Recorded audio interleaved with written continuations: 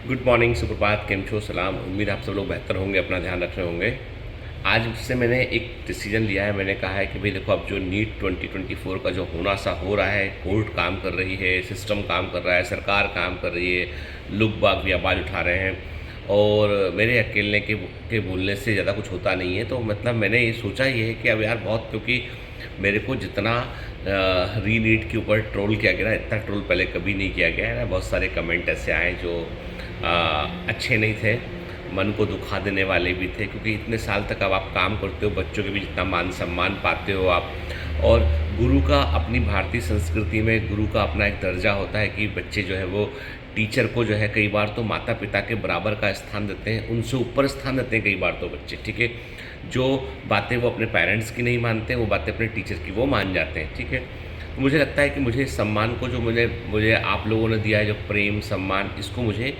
किसी भी सूरत में गंवाना नहीं चाहिए, क्योंकि वो मेरे लिए सबसे इम्पॉर्टेंट चीज़ है, वही मेरा एसेट है। इतने साल में जब से मैंने बायोमेंटर्स शुरू किया, उसके बाद मैंने जो है वो बहुत सारा मैंने समय जो है बायोमेंटर्स को दिया है। मतलब समहाउ मैंने अपनी मेडिकल प्रैक्टिस भी जो है वो थोड़ी नैरो डाउन की मैंने। पहले मैं बहुत सारे पेशेंट दिखा करता था, मैंने वो भी कम किए, लिमिटेड किए मैंने उसको, ठीक है, क्योंकि मुझे इधर टाइम देने की आवश्यकता थी। तो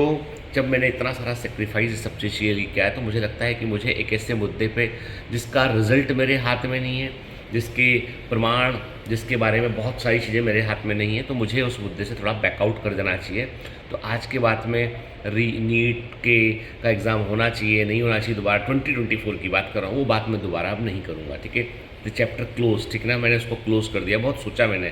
और मेरी वाइफ ने मुझसे कहा कि इसको,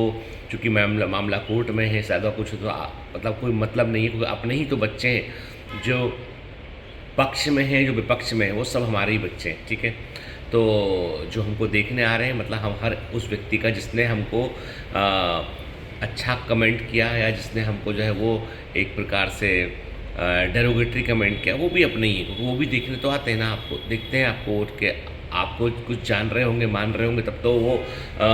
कमेंट भी कर रहे हैं कि सर ऐसा मत बोलो, ऐसा मत करो आप, ठीक है, जो भी है, ठीक है। सही और गलत क्या है, let the court will decide. अब कोर्ट को डिसाइड करने देते हैं, अपन बीच में पढ़ते ही नहीं इस पूरे मैटर में, ठीक है, क्योंकि मेरे लिए आप और आपसे मेरा संबंध ज़्यादा इम्पॉर्टेंट चीज़ मायने रखाता है, ठीक है। और रही बात की, अभी देखो बेटा क्या होता है, वक्त की एक तासीर होती है,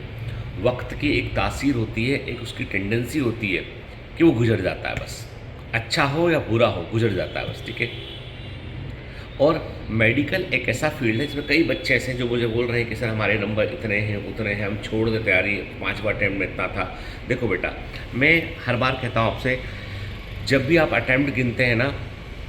सीरियसली किया गया साल गिना कीजिए आप, ठीक है ना। सिर्फ आपने अटैम्प्ट दे दिया, वो अटैम्प्ट नहीं होता। सिर्फ अटैम्प्ट देना अटैम्प्ट नहीं होता। अटैम्प्ट का मतलब ये है कि आपने कितना गंभीरता से तैयारी कर आपने उसको दिया था, वो अटैम्प्ट होता, उसे गिनिए आप, ठीक है ना। यदि वो 5 बार एग्जाम दे चुके पर आपने एक ही बार सीरियसली तैयारी की है, तो please consider is 1 attempt only, इसे एक ही अटैम्प्ट कंसिडर करो। साहब पहले ये था, मेरी मजबूरी वो थी, मेरी मजबूरी ये थी, ऐसा हो गया ज़िंदगी में, वैसा हो गया। देखो तुम्हारे पास यदि तर्क कोई भी हो, दो ही कंडीशन है, तुमने पूरी तैयारी के साथ अटैम्प्ट दिया है तो वो तुम्हारा पहला अटैम्प्ट माना जाएगा, हुआ हो सिलेक्शन ना हुआ हो, ठीक है।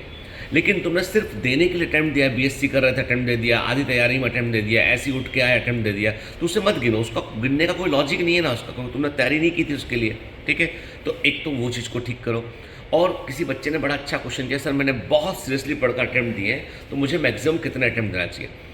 सीरियसली पढ़कर, पूरी तैयारी बढ़िया कर मैक्सिमम अटैम्प्ट 3 के ऊपर नहीं होना चाहिए। पूरी तैयारी के साथ मैक्सिमम अटैम्प्ट 3 के ऊपर नहीं होना चाहिए। और यदि आपने पूरी तैयारी के साथ अटैम्प्ट दे रहे हैं और 3 से ऊपर हो चुके हैं, तो फील्ड को चेंज कर दीजिए। बिल्कुल बोल्ड बोल रहा हूँ आप, ठीक है। यदि आपने पूरी तैयारी के साथ अटैम्प्ट दिए हैं, पूरे मन से आपने अटैम्प्ट किए और 3 अटैम्प्ट के ऊपर हो चुके हैं, तो प्लीज़ अब आप अपना फील्ड चेंज कर लीजिए, जो मिल रहा है वो ले लीजिए और उसके अकॉर्डिंग तैयारी कीजिए। लेकिन यदि पूरी तैयारी के साथ आपने अटैम्प्ट नहीं दिए हैं 3, तो फिर आपको जो है एक बार रिपीट करना चाहिए। अब आपका चाहे 7वां अटैम्प्ट बोलिए, 8वां अटैम्प्ट बोलिए, यदि आपने पूरी तैयारी के साथ नहीं दिए हैं तो कोई मतलब का नहीं था वो अटैम्प्ट, ठीक है ना। तो ये दिमाग में क्लियर रखिए बेटा, ठीक है। दूसरी बात कि सर आप हमारे बच्चों के लिए क्या करेंगे आप, है ना, फोकस बेच में आप क्या करेंगे। तो मैं भी फोकस, मेरी मंडे को मीटिंग है और मैं फोकस बेच में बात कर रहा हूँ कि मुझे चाहिए कि बहुत सारे बच्चे जो है वो जिनको जो देखो मुझे है ना मतलब सिंपल सा है, मैंने अपनी टीम को बोला है कि भाई तुम उसकी ऑपरेटिंग कॉस्ट को कैसे कैसे ठीक कर सकते हो और थोड़ा पता करो उसके बारे में, बच्चों के लिए अपन क्या और बेहतर कर सकते हैं, जैसे क्रैश कोर्स को इंक्लूड कर दिया, क्या और बेहतर कर सकते हैं बच्चों के लिए, ये सब चीज़ों का तुम बताओ मेरे को, ठीक है ना, क्योंकि मुझे है ना मुझे बच्चे चाहिए, बस मुझे चाहिए कि जिन बच्चों के साथ मैं मेहनत कर सकूँ, पूरे मन से मेहनत कर सकूँ और उनका सही परिणाम तक मैं पहुँचा सकूँ, ठीक है ना, वो मुझे चाहिए, ठीक है ना, नहीं तो कोई मतलब का थोड़ी ना, मतलब फिर तो मतलब मुझे लगता है कि यदि मैं एक वेंचर चला भी रहा हूँ और बच्चों की मैं हेल्प भी नहीं कर सकता हूँ तो वो मेरे लिए थोड़ा चिंता का विषय हो जाता है, ठीक है ना, क्योंकि मुझे भाई हमको लोग कहते जरूर है कि स्टार्टअप मैं कहता हूँ मैं स्टार्टअप नहीं हूँ भाई, we are not the startup, हम शुरू किसी और पॉइंट से किए थे और हम वहाँ से हम जहाँ पहुँचे वहाँ पर हमने बहुत बार अपने आप को संभाला है, बहुत बार अपने आप को संभाला, बहुत सारे लालच से परे हटकर काम किए यदि, और ये अप्स एंड डाउन होता रहता है, चाहे ऑनलाइन प्लेटफॉर्म हो offline platform, ups and down होता रहता है, ठीक है। मैं ये भी स्वीकार करता हूँ कि बायोमेंटर्स का इस समय जो है वो एक प्रकार से जो जो पॉपुलैरिटी होना चाहिए थी, जो प्रसिद्धि होना चाहिए थी वो वैसी नहीं है, ठीक है, क्योंकि जितना मार्केट में पैसा और हल्ला है वो तो हम मुकाबला ही नहीं कर सकते उसका, उसका मुकाबला करने के लिए कभी हमने सोचा ही नहीं था, तो हम वैसा सोच के वैसा काम करते हैं। हमें सिर्फ इतना है कि मेडिकल कॉलेज, कोई भी देश के किसी भी मेडिकल कॉलेज में जाओ, जाकर बच्चा बोले कि मैं बायोमेंटर से पढ़ता था, बाकी सारे दोस्त उसके पहचान जाए कि हाँ भाई बायोमेंटर से पढ़ता होगा, कोई दूसरा निकल के आके बोले सर मैं भी भैया मैं भी दोस्त बायोमेंटर से ही पढ़ा हुआ हूँ, बस इतना चाहिए, दिल खुश करने के लिए इतना काफ़ी है। सड़क पे कभी भीड़ में कहीं बच्चे दिख जाए, बच्चे मुझे पहचान लें, नमस्कार करें मुझसे,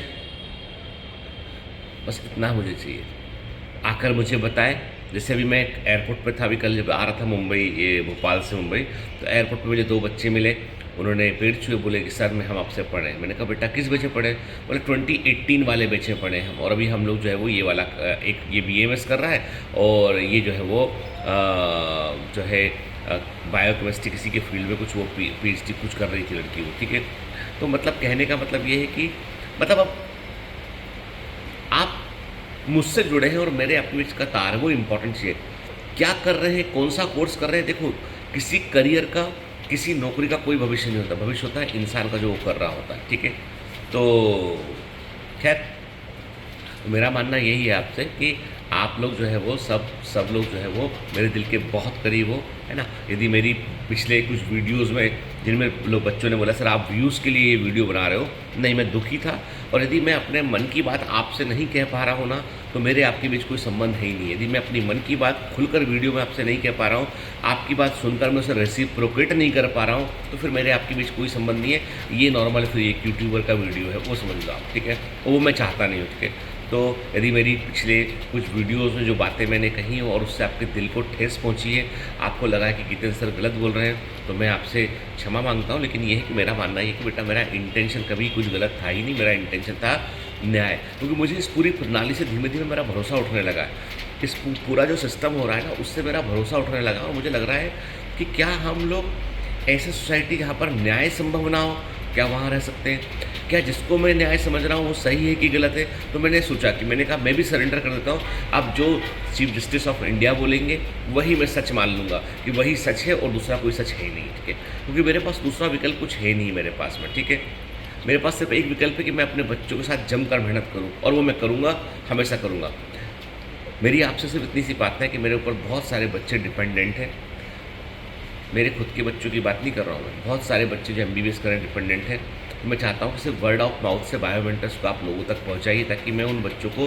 बीच रास्ते में, बीच MBBS में मुझे उनका हाथ ना छोड़ना पड़े कि बेटा मैं हमने इस बार में तो आई फीस नहीं दे पाऊँगा। मुझे मन में बहुत ख़राब लगेगा, एक पिता के समान मैं फील करता हूँ, जहाँ मैं बच्चों के लिए कभी मतलब